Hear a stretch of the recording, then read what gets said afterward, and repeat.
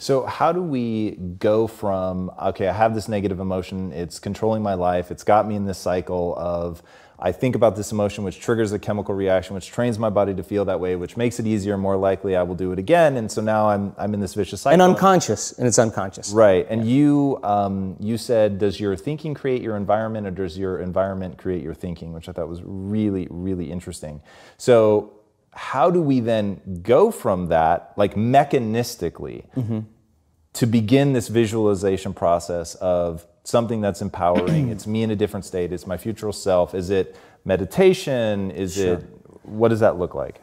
If you're not being defined by a vision of the future, then you're left with the old memories of the past, and you will be predictable in your life. And if you wake up in the morning and you're not being defined by a vision of the future, as you see the same people and you go to the same places and you do the exact same thing at the exact same time, it's no longer that your personality is creating your personal reality. Now your personal reality is affecting or creating your personality. Your environment is really controlling how you think and feel unconsciously, because every person, everything, every place, every experience has a neurological network in your brain.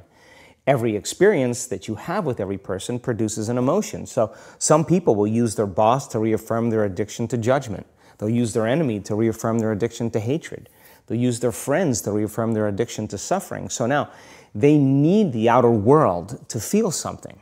So to change then is to be greater than your environment, to be greater than the conditions in your world. And the environment is that seductive. So then why is meditation the tool? Well, let's sit down, let's close our eyes. Let's disconnect from your outer environment. So if you're seeing less things, there's less stimulation going to your brain. If you're playing soft music or you have earplugs in, less sensory information coming to your brain, so you're disconnecting from your environment. If you can sit your body down and tell it to stay like an animal, stay right here. I'm going to feed you when we're done. You can get up and check your emails. You can do all your texts. But right now, you're going to sit there and obey me.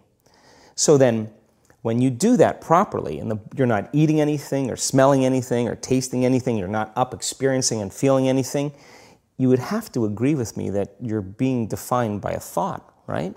So when the body wants to go back to its emotional past, and you become aware that your attention is on that emotion, and where you place your attention is where you place your energy, you're siphoning your energy out of the present moment into the past, and you become aware of that. And you settle your body back down in the present moment, because it's saying, well, it's 8 o'clock. You normally get upset because you're in traffic around this time, and here you are sitting, and we're used to feeling anger, and you're off schedule. Oh, it's 11 o'clock, and you usually check your emails and judge everybody. Well, the body's looking for that predictable chemical state.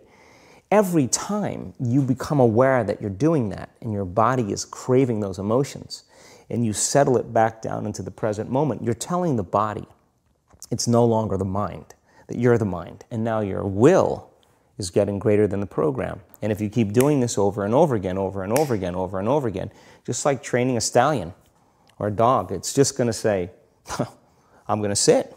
And the moment that happens, when the body's no longer the mind, when it finally surrenders, there's a liberation of energy. We go from particle to wave, from matter to energy, and we free ourselves from the chains of those emotions that keep us in the familiar past. And we've seen this thousands of times. In fact, we can actually predict it now on a brain scan. Yeah, I found that so interesting. Let's go a little bit harder on metacognition, the notion that you don't have to believe everything you think. I love the way that you talk about that. Yeah, we have a huge frontal lobe, and it's 40% of our entire brain. And most people, when they have a thought, they just think that that's the truth. And I think one of my greatest realizations in my own journey was just because you have a thought doesn't necessarily mean it's true. So if you think 60 to 70,000 thoughts in one day, and we do, and 90% of those thoughts are the same thoughts as the day before, and you believe that your thoughts have something to do with your destiny, your life's not going to change very much, because the same thought leads to the same choice leads to the same behavior creates the same experience, and the same experience produces the same emotion. And so then the act of becoming conscious of this process to begin to become more aware of how you think, how you act, and how you feel. It's called metacognition. And so then Why is that important? Because the more conscious you become of those unconscious states of mind and body, the less likely you're going to go unconscious during the day. And that thought is not going to slip by your awareness unchecked, because it means to know thyself. The word meditation means to become familiar with. So as you become familiar with the thoughts, the behaviors, and the emotions of the old self, you're retiring that old self. As you fire and wire new thoughts and condition the body into a new emotional state, if you do that enough times, it'll begin to become familiar to you. So it's so important, just like a garden. If you're planting a garden, you got to get rid of the weeds. You got to take the plants from the past year and you got to pull them out. The rocks that sift to the top that are like our emotional blocks, they have to be removed. The soil has to be tenderized and broken down. We have to make room to plant a new garden. So primarily, we learn the most about ourselves and others when we're uncomfortable. Because the moment you move into that uncomfortable state, normally a program jumps in. When that program jumps in, it's because the person doesn't want to be in the present moment and engage it consciously. So when you teach people how to do that with a meditative process, it turns out that when they're in their life, they're less likely to emotionally react. They're less likely to be so rigid and believe the thoughts they were thinking. They're more aware of when they go unconscious back into a habit, and that is what starts the process of change. And so we have to unlearn before we relearn. We have to break the habit of the old self before we reinvent a new self. We have to prune synaptic connections and sprout new connections. We have to unfire and unwire and refire and rewire. We have to unmemorize emotions that are stored in the body, and then recondition the body to a new mind and to a new emotion, like deprogram and reprogram. That's the act, and it's a two-step process. Yeah, I like the way that you call that out as an action. There was another thing that you said that I thought was really powerful about how insights themselves are essentially inert. They don't do anything. What then do we do with an insight? How do we take a breakthrough moment and make sure that it's not just a breakthrough moment? Like, I guarantee people watching right now are having like 100 aha moments. For sure, that was definitely the case for me as I was researching you. And when you said that, I was like, and that's the danger, that you have the aha and then nothing. Yeah, and it is a danger, because then people will shrink back into mediocrity and they'll use the insight to excuse them from taking a leap. They'll say, yeah, I have a chemical imbalance in my brain. Yeah, my father was really overbearing. He was a perfectionist. That's why I am the way I am. People, they come up with stuff to excuse themselves. The insight is actually giving them permission to stay limited. And it's an amazing idea, because they'll say to you that they really want to get over their anxiety. But let's take your ex-husband, let's put him in a straitjacket, let's duct tape him and shoot him to the moon. Now what? I mean, what are you going to do now? You still have to make those changes. And so then when the person's enemy dies, or something shifts in their life, and that person's gone, they'll find another person to hate. This is just how we function as human beings. We just slide another reason to feel those emotions. So I think when people start to understand this, I think knowledge is power, but knowledge about yourself is self-empowerment.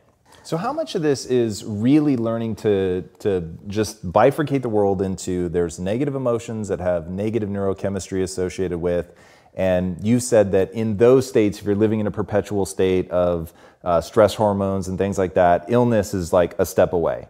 And then just the other side of that is understanding, but there's this whole other side of positive energy, which happiness, joy, empowerment, whatever that neurochemical cocktail is, but that when you're on that side, your immune system is more likely to function well. Like, is that just sort of bringing it down to like a really base level? Is that sort of one of the big pieces? Well, let's talk about it in terms of survival or creation. As I said, 70% of the time, people live in stress, and living in stress is living in survival. Now, all organisms in nature can tolerate short-term stress. A deer gets chased by a pack of coyotes. When it outruns the coyotes, it goes back to grazing and the event is over. And the definition of stress is when your brain and body are knocked out of balance, out of homeostasis. The stress response is what the body innately does to return itself back to order. So you're driving down the road, someone cuts you off, you jam on the brakes, you may give them the finger, and then you settle back down and the event is over and boom, now everything's back to normal. But what if it's not a predator that's waiting for you outside the cave, but what if it's your coworker sitting right next to you? And all day long, you're turning on those chemicals because they're pushing all your emotional buttons.